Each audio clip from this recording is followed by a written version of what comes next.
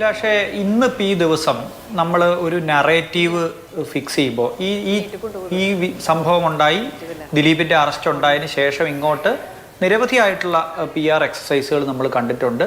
എങ്ങനെയാണ് ഈ അന്വേഷണത്തെ സ്വാധീനിക്കുന്ന വിധത്തിലുള്ള പബ്ലിക് ഒപ്പീനിയൻ ഉണ്ടാക്കുന്നതിനുള്ള ശ്രമങ്ങൾ ഉണ്ടായിട്ടുള്ളത്, ഇതൊക്കെ നമ്മൾ കണ്ടിട്ടുണ്ട്. ഇതിപ്പോൾ കോടതിയോ കേസോ ഇതുമായിട്ട് ബന്ധപ്പെട്ട കാര്യമല്ല, എൻ്റെയും നിങ്ങളുടെയും മുമ്പിൽ നടന്നിട്ടുള്ള സംഭവങ്ങൾ നമ്മുടെ ഓർമ്മയിലുള്ള സംഗതിയാണ്. ഇന്നിപ്പോൾ നടക്കുന്ന ഒരു നറേഷൻ എന്ന് പറയുന്നത് നമുക്കൊക്കെ ബഹുമാനമുള്ള രാമപിള്ള സാർ ഉൾപ്പെടെ കൊണ്ടുവന്നിരിക്കുന്ന ഒരു നറേഷൻ എന്താണെന്ന് വെച്ച് കഴിഞ്ഞാൽ, ഇതിനകത്ത് തെളിവിൻ്റെ കണിക പോലും ഇല്ലാതെ ആരോ ഗൂഢാലോചന നടത്തി ദിലീപിനെ പ്രതി ചേർത്തു എന്നുള്ളതാണ്. വാസ്തവത്തിൽ നമ്മൾ ഈ ബഹളത്തിനിടയിൽ നമ്മൾ ഇത്തരം നറേറ്റീവ്സ് ചിലപ്പോൾ വിഴുങ്ങാനുള്ളൊരു ടെൻഡൻസി പൊതുവെ പൊതുസമൂഹത്തിനുണ്ട്. കാരണം പൊതുസമൂഹത്തിന് ഇങ്ങനെ വേർതിരിച്ച് കാണാനോ അല്ലെങ്കിൽ ഓരോ ഫാക്ട്സിനെയും ഫാക്ട്സായിട്ട് പരിഗണിക്കാനോ ഓർമ്മയിൽ സൂക്ഷിക്കാനോ ഒന്നും കഴിവുള്ളൊരു പൊതുജനമല്ല. അവരിങ്ങനെ എല്ലാം കേൾക്കുന്ന കൂടെ ഇതും കേൾക്കുന്നു എന്നുള്ളതാണ്.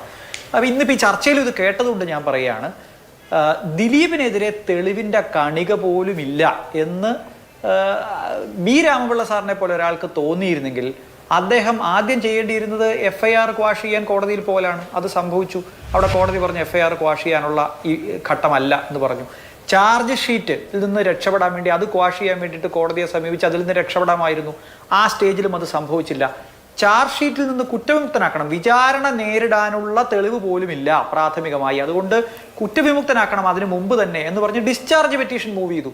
ഈ ഡിസ്ചാർജ് പെറ്റീഷനുമായി ഏതെല്ലാം കോടതികളിൽ ഏതെല്ലാം തട്ടുകളിൽ ഈ വാദം നടന്നു, അവിടെയൊക്കെ എന്താ പരിശോധിച്ചത്? പ്രഥമ ദൃഷ്ട്യാ ഒരാളെ പ്രതിയാക്കി വിചാരണയ്ക്ക് വെക്കാനുള്ള പ്രാഥമികമായിട്ടുള്ള തെളിവുകൾ ഉണ്ടോ എന്ന് സുപ്രീം കോടതി വരെ പരിശോധിച്ച് പലവട്ടം പോയി വന്ന കേസാണിത്. എന്ന് പറഞ്ഞാൽ അവർ കൂടി അംഗീകരിക്കുന്ന ഈ നാട്ടിലെ വിധികളനുസരിച്ച് പ്രഥമ ദൃഷ്ട്യാ തെളിവുകളുടെ അടിസ്ഥാനത്തിൽ പ്രതി ചേർക്കപ്പെട്ടു, തെളിവുകളുടെ അടിസ്ഥാനത്തിൽ വിചാരണ ചെയ്യപ്പെട്ടു. എന്നാൽ വിചാരണയുടെ അന്തിമഘട്ടത്തിൽ ഇയാളെ പ്രതി ചേർത്ത് ശിക്ഷിക്കാൻ ആവശ്യമായിട്ടുള്ള തെളിവുകൾ വിളക്കി ചേർക്കാൻ പ്രോസിക്യൂഷൻ പരാജയപ്പെട്ടതുകൊണ്ട് ഇത്തരത്തിലൊരു ഗൂഢാലോചന, ആ ഗൂഢാലോചനയിൽ പങ്കെടുത്തു എന്ന് പ്രോസിക്യൂഷൻ ആരോപിക്കുന്ന ആളുകൾക്കെതിരെ തെളിവ് ശേഖരിച്ച് ശിക്ഷിക്കാനുള്ള മതിയായ തെളിവുകളില്ല എന്ന് കോടതി കണ്ടെത്തി അവരെ വെറുതെ വിടും.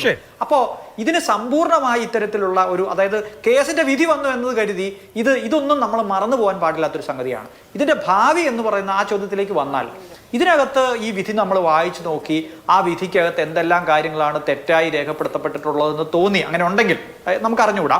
ഇപ്പോൾ പ്രോസിക്യൂഷൻ പറഞ്ഞ മുഴുവൻ കാര്യങ്ങളും വിധിന്യായത്തിൽ വരണമെന്ന് നിർബന്ധമില്ല. ഇപ്പോൾ അഭിലാഷ് ഈ ചർച്ചയുടെ തുടക്കത്തിൽ പറഞ്ഞു, നമുക്ക് ഈ വിധി വായിച്ചു നോക്കുമ്പോൾ ഏതൊക്കെ തെളിവുകളാണ് പരിശോധിച്ചത്, ജഡ്ജി പരിശോധിച്ചത്, അത് സത്യസന്ധമായിട്ടാണോ നീതിയുക്തമായിട്ടാണോ എന്നൊക്കെ നമുക്ക് പരിശോധിക്കാമെന്ന് പറഞ്ഞു. പക്ഷെ ഒരു കാര്യമുണ്ട്, പ്രോസിക്യൂഷൻ ചാർജ് ഷീറ്റിൽ ഉന്നയിച്ച ഒരു കാര്യം അത് ജഡ്ജി എഴുതുമ്പോൾ ജഡ്ജ്മെന്റിൽ വിട്ടുപോകുന്നതെങ്കിൽ അത് നമുക്ക് മേൽക്കോടതിയിൽ അപ്പീൽ വരുമ്പോൾ മാത്രമേ പറയാൻ പറ്റുള്ളൂ. അല്ലാതെ നമ്മൾ വിധി വായിച്ചു നോക്കുന്ന ആർക്കും പ്രോസിക്യൂഷൻ ഇത് ഉന്നയിച്ചിരുന്നോ, ഇത് തന്നെയാണോ പ്രോസിക്യൂഷൻ ഉന്നയിച്ചതെന്ന് പറയാൻ പറ്റില്ല.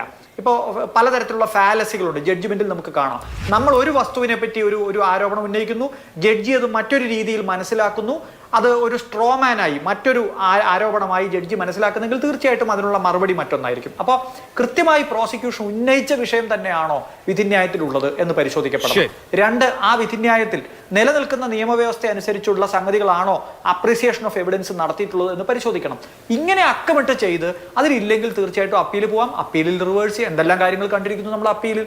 എൻ്റയർ പ്രോസിക്യൂഷൻ കേസ് തന്നെ വീണ്ടും അന്വേഷിക്കുന്ന ഘട്ടം ഉണ്ടായില്ലേ, വാളയാർ കേസ് നമുക്ക് ഓർമ്മയില്ലേ, വീണ്ടും വിചാരണ നടത്താൻ കോടതി പറഞ്ഞില്ലേ. അപ്പൊ അത്തരം സംഭവങ്ങൾ ഉണ്ടായിട്ടുണ്ടല്ലോ. ഇതെല്ലാം ഈ നാട്ടിൽ നടക്കുന്നുണ്ട്. എന്റെ പോയിന്റ് എന്താണെന്ന് വെച്ച് കഴിഞ്ഞാൽ, ഈ ഒരു തെളിവുമില്ലാത്ത ഒരു കാര്യമാണെങ്കിൽ, ഒറ്റ കാര്യം കൂടി ഞാൻ പറയാം, ഒരു തെളിവ് കൂടി ഇല്ലാത്ത കാര്യമാണെങ്കിൽ ഈ കേസിലെ വിധി പറഞ്ഞ ജഡ്ജി ഹണി വർഗീസ് എന്ന് പറയുന്ന ബഹുമാന്യയായ ജഡ്ജി, അവർക്ക് ഹൈക്കോടതിയിലേക്കുള്ള അവരുടെ പ്രൊമോഷൻ ഡ്യൂ ആയിരിക്കുകയാണ്. ഇത്ര എളുപ്പത്തിൽ ഇത് പറഞ്ഞേച്ച് പോകാൻ പറ്റുമായിരുന്നെങ്കിൽ അവർ എത്രയോ നേരത്തെ ഈ വിധിന്യായം പൂർത്തീകരിച്ച് അവരുടെ പ്രൊമോഷനുമായിട്ട് അവർ പോയേനെ. ഈ കേസ് പെൻഡിങ് കിടക്കുന്നതുകൊണ്ടാണ് അവർക്ക് പ്രൊമോഷൻ കിട്ടാതിരുന്നത്. അപ്പൊ അങ്ങനെയാണെങ്കിൽ അത്ര എളുപ്പമല്ല കാര്യങ്ങൾ എന്നുള്ളത് കൊണ്ടാണ്. ഒരാളുടെ വ്യൂ പോയിന്റ് ആണ് ഒരു ജഡ്ജ്മെന്റ് എന്ന് പറയുന്നത്, മറിച്ചൊരു വ്യൂ പോയിന്റ് ഹൈക്കോടതിയിൽ നിന്നുണ്ടെങ്കിൽ തീർച്ചയായിട്ടും ഇത് മാറും. അതുകൊണ്ട് ഈ ഒറ്റയടിക്ക് ഒരു ദിവസം വെളുക്കുമ്പോൾ ഒരു ദിവസം കൊണ്ട് ഇത് അവസാനിച്ചു എന്ന് കരുതാൻ പാടില്ല. തീർച്ചയായും.